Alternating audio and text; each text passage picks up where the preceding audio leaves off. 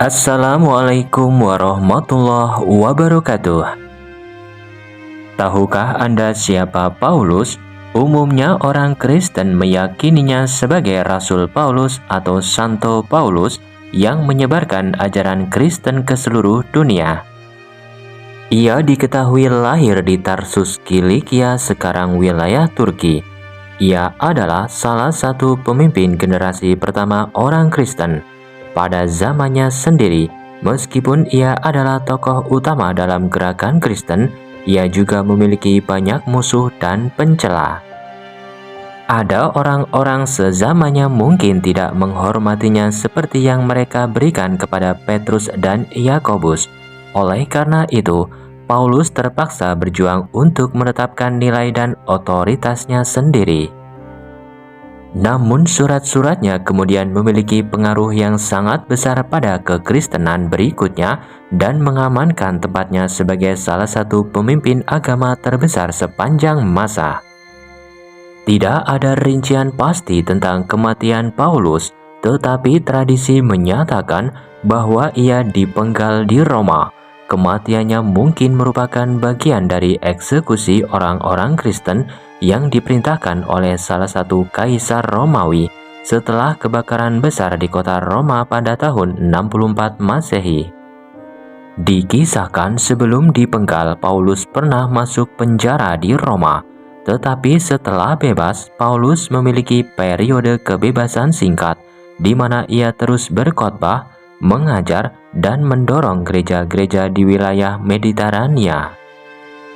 Antara tahun 62 dan 65 Masehi, Paulus tampaknya telah membawa Injil ke Spanyol.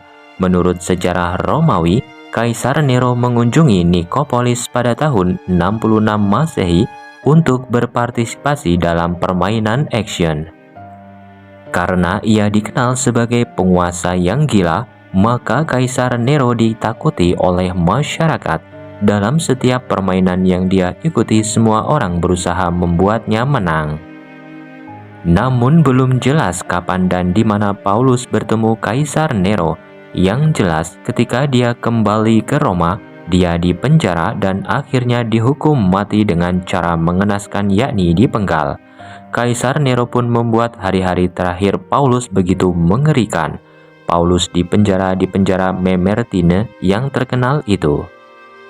Penjara ini awalnya dibangun sebagai tangki air pada akhir abad ke-7 sebelum Masehi, tetapi orang Romawi menggunakannya untuk penjahat kelas atas yang dijatuhi hukuman mati. Ada sebuah tradisi kuno bahwa baik Paulus dan Petrus ditahan di sini di penjara Mamertine selama hari-hari terakhir hidup mereka. Biasanya para tahanan dikeluarkan dari kamar untuk dieksekusi. Meskipun beberapa menghadapi ajal mereka di dalam kamar itu sendiri, Paulus dieksekusi di Roma sekitar tahun 67 Masehi. Menurut sumber-sumber kuno, Paulus dieksekusi dengan cara dipenggal, sebuah kematian yang pantas bagi seorang warga negara Romawi yang dianggap melakukan pelanggaran pada waktu itu.